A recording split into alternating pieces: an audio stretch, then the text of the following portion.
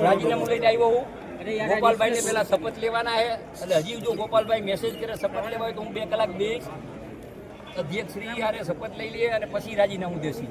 અહીંયા ગોપાલભાઈ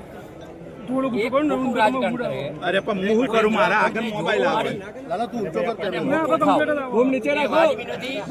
ભાઈ શ્રીપતિ થઈને જોડું માર્યું હતું તે પછી અત્યારે ગુજરાતની પ્રજા છે એને ગુમરાહ કરવાની વાત છે ગુમરાહ કરે ખોટા વિડિયા મૂકે એમાં મોરબીમાં થોડી ઘણી તકલીફ છે હું સ્વીકારું એ કામ ચાલુ થઈ ગયું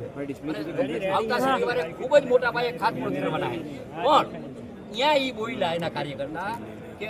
વિસાવદર જેવું થશે ને ગોપાલભાઈ આવશે એટલે મેં એનો જવાબ આપ્યો અને ગોપાલભાઈ મને જવાબ આવ્યો ગળદા ઉપર બેહી અને જવાબનું સિદ્ધાંતનો પાક હું આટલા વાગે પહોંચી અને હજી ગોપાલભાઈ આજ નો આવે ગોપાલભાઈ આજ નો આવે તો ગમે ત્યારે ગોપાલભાઈ કહેશે ને તો એની સાથે રાજીનામું દેવા આવીશ ગોપાલભાઈ કહેશે પણ હું બોલ્યો તો કે એના બાપમાં ફેર મારા બાપમાં આવ્યો શાંતિભાઈ ગોપાલ ઇન્ટરનેટ માટે શું સંદેશ દો કારણ કે હજુ સુધી આવ્યો નથી એટલે સંદેશ હોય જે મને કહે એટલે હું આવીશ રાજીનામું દેવા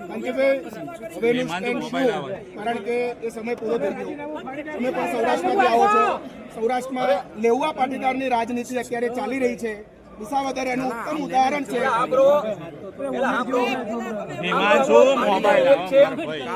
પાટીદાર એક છે કોઈ પાટીદાર નોખો નથી પણ સમાજમાં આવા માણસો હોય એને મિસગાઈડ કરતા હોય એ વાત છે એને રોકવા માટે હું આવ્યો બીજું હાર્દિક